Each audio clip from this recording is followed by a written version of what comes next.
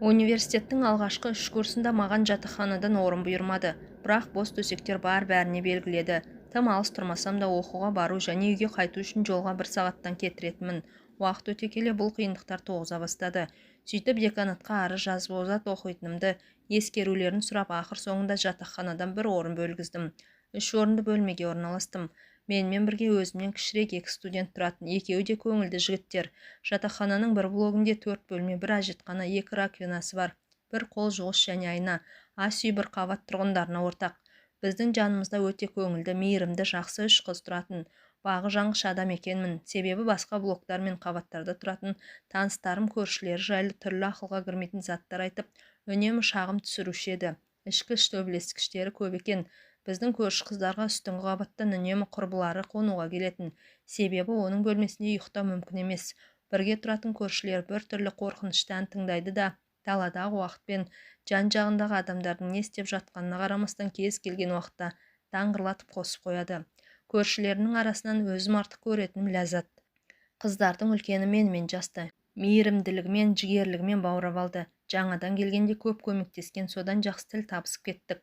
Оны бірден ұнатып қалды деп ойлайтын шығарсыздар, бірақ олай емес. Басында мен оны мүлде байқамайтынмын. Көрші тұратын қыз ретінде қабылдадым десе де болады. Кездесіп жүрген қызым ол кезде жоқ. Өзім де біреумен жүруге асыққан емеспін. Ботан болмасам да мен үшін оқу маңызды еді. Ләззат маған сөз тапсыруға, реферат жазуға көмектесетін. Мен де қолымнан келгенше жәрдемдестім. Оның жігіті болған болмағанын білмеймін. Жанынан жігіт атаулыны көрген жоқпын. Жақсы дос болып кеттік. Адамдарға да өмірге де ашық. Ләззат жеңілтек қыздардың қатарынан емес, бірақ кейде ашық киінетін әдеті бар. Жігіттермен өзін еркін ұстайтын. Таңертең киетін сүйкімді киімі қысқа топик пен белдемше. Бұдан сымбаттырақ болғанда жігіттердің назарынан тыс қалмасы анық. Қалай айтсам екен, ол тәбеттеді. Жоқ, мүлде толық емес, бірақ сонда да арықтардың қатарынан емес. Шынымды айтсам, маған ұнайтын қыздарға ұқсамайды. Мен оған жігіттің көзімен емес, дос ретінде қарайтынмын. Бір күні неге екені есімде жоқ, бірақ көңіл күйім айтарлықтай көтеріңкі еді. Маған тән емес жеңілдік. Тостағанымды жуайын деп бөлмеден қол жуғышқа шықтым. Бәрі ыдыс-аяғын тамақтанғаннан кейін жуса жатақханада тек тамақ ішу үшін шаятынбыз. Осы уақытта бөлмесінен Ләззат та күліп шықты. Екеуміз амандасқанымыз сол еді. Мен оған бірінші рет қысқа белдемшесі туралы ескерту жасадым. Ерекше көңіл күйімнің әсері ғой. Бәрі басқа күндері батылым жетпес сөзсіз.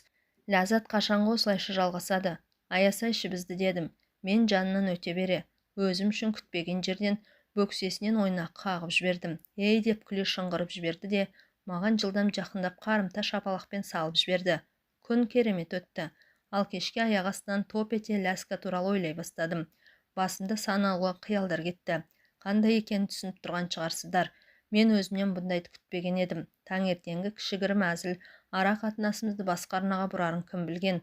Бұған дейін дос деп санап жүрген Ләззат енді мен үшін басқа адам. Оған бірінші рет жігіт ретінде көз салдым. Ғашық болдым қалдым деп ойлайсыздар ма? Жоқ, олай емесіне сенімдімін. Арамыздағы фильтр жалғаса берді. Оны біресе ақырын итеріп жіберемін, бірде бөксесінен абайлап тартып қаламын. Қорқамын ба, ұяламын ба, қайдам. Кейде бөлмесіне баратынмын. Қыздармен түрлі тақырыптарға дауласып, артынан жастықпен қағып, бөлмесінің паша-пашасын шығарып ойнайтынбыз.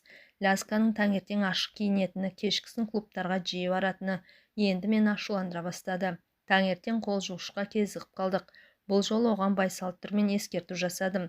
Ләз, кішкене қыз емессің ғой, осындай түрмен жүруге болады ма екен? Қойшы, жай ғана киінуге ерінем деді ол күле. Ашуланбадым. Тек өтіп бара жатқанда құйрығынан тартып жібердім. Бұл жолы белдемшесінің сыртынан емес, әдейі сабақ болсын деп матаны үстіне көтеріп, жалаңаш терісімен қолымды салып қалдым. Бәрі қас қағым сәтте болды. Себебі келесі секундта оның іш киім кимегенін түсіндім. Белдемшесінің астынан тыр жалаңаш екен.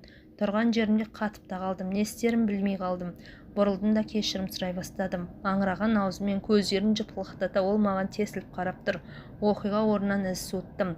Жігіттерге сабақ ертерек кетіп қалған. Бөлмемнің есігін жауып, арқамнан сүйендім. Біреуден қашып келіп жасырынып тұрғандай. Егер әлі де түсінбесеңіздер, мен қарапайым, бірақ тентек баламын. Кейде жасаған әрекетім үшін қатты жерге кіріп кетерде ұяламын. Әрі қарай не істерімді білмедім. Есік тықырлады. Біреу қағып тұр. Ашсам Ләззат. Ренжулі ма, ашуланып тұр ма? Жүзінен түсіну қиын. Үнсіз кірді. Артынан есік жабылды. Бірер минут ештеңе демей менен көз алмады. Қызарғаным-ай, бұдан бетер ешқашан ұялып көрмеген шығармын. Сірә, ол назарын менен өзгеге бұрар емес. Жанына тақалып тағы да кешірім жаудыра бастадым. Ішімнен енді өзің ғой, әрі-бері ашық-шашық жүрген деп айтқым келсе де, қазір олай деуге қолайсыз сәт екенін түсініп тұрмын. Лязга қалт еткен жоқ, белінен құшақтап аузына келген бет-алды заттарды айта бастадым. Не дегені нақты есімде жоқ, сондағысы мәнсіз заттар шығар. Ол көзін түсіріп, белінде тұрған менің қолыма қарады. Содан кейін жақындады да біз жақындаса бастадық. Дәл осы кезде өлердей қорықтым. Себебі оның ойында не барын білген жоқпын. Мүмкін тілімді тістеп алғысы келген шығар. Басымдағы ойлар сан-саққа жүгірді. Абайлап құшақтасып жаттық. Бұрын соңды болмаған эмоциялар, ләззат керемет сүйіседі екен. Менің қозғаным сонша жай ғана құшақтағаным шегіме жете жаздадым. Қолымды оның шашына жіберіп, есімді білмей, басын шашын сипалап жатырмын. Ол болса менің оянған серігімді сипалай бастады. Спорттық шалбардың сыртынан оның жылы алақанын сезіп тұрмын. Сөзбен жеткізу қиын бұл әсерді. Бағанағы ұятымды ұмытып, енді еш қымсынбай белдемшесін көтеріп, қолымды қойдым. Санына саусақтарын жүгіртіп, тартымды аяқтарының арасына жоғалдым. Бір сәтке де еріндерімді оның еріндерінен ажыратқан емеспін. Ойлау қабілетімді жоғалтқалы қашан. Оны бар күшімен аймалағым келді. Сонда соңғы жігерімді жинап, өзімді қолда ұстауға тырыстым, үркітіп алмас үшін. Бірақ қыздың өзі жақындап құшырлана жатқан кезде бұны жасау өте қиын, достар. Алақанымен бөксесін, еріндерін, делткісін баяу бар нәзіктігінен аймалап жіберер емеспін. Ауық-ауық шектен шыққан жоқпын ба, Лязганы мәжбүрлеп жатқан жоқпын ба деген ойлар келіп қалады. Мүмкін ол бәрін доғарғысы, өз бөлмесіне кеткісі келген шығар деп қорқып кетемін. Бұндай сәтте ақырын ғана Ләззаттың жүзіне қараймын. Болып жатқан жайт екеуміздің де қалауымыз. Екеуміз де сезімге берілдік, бірақ шектен шыққан жоқпыз. Бұдан әрі өзімді тежеуге қимай, тынысымыз ауырлады. Тура тұрып қызға ләззат жеткізу қиын негізінде. Алақанымды барынша жақынырақ ұстап, тереңірек болуға тырыстым. Лязга да мені қинаудан шаршап, қолын сілкіп тастады. Бұған дейін ешбір қыз менімен бұндай істемеген. Әрине, тәжірибем бар, бірақ ол қарапайым ғана махаббат болатын. Бұл ессіздікті доғару керек еді, сондықтан бар көңілімді оның делткісіне аудардым. Лязга ауа жетпей ауыр-ауыр тыныс ала бастады. Құдды бұған дейін бар көңіл маған бөліп, белдемшесінің астында не болып жатқанын сезбегендей. Қолдарым тас болып қатқан аяқтарының арасында тұтқын іспетті. Менің аузыма ауыр дем шығарады да әлсін-әлсін дірілдейді. Бірер сәттен кейін көзіміз ашылып, көздеріміз қайта кездесті.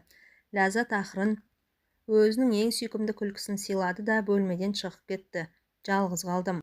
Бұдан кейін қызықтар, жайттар басталды. Екеуміз де қалағанымызға қол жеткізіп, қызығушылығымызды қанағаттандырып, қайтадан еш уайымсыз жай ғана дос болған шағымызға оралған сияқтымыз. Бұл маған ыңғайлы еді. Бір күні Ләззат дискотекадан ертерек оралды. Менің көршілерім де клубқа кеткен. Сондықтан бөлмеде жалғыз едім. Ұйқым келмей телефонда ойын ойнап отырғам. Лязга есікке қағып, шай ішуге ұсыныс жасады. Қуаныш дедім. Маған онымен уақыт өткізген, бірге фильм көріп, күлкілі роликтер тамашалаған ұнайтын. Кейде жалғыз, кейде достарымызбен кездесетінбіз. Бұл жолы фильмге тым кеш болғандықтан жай ғана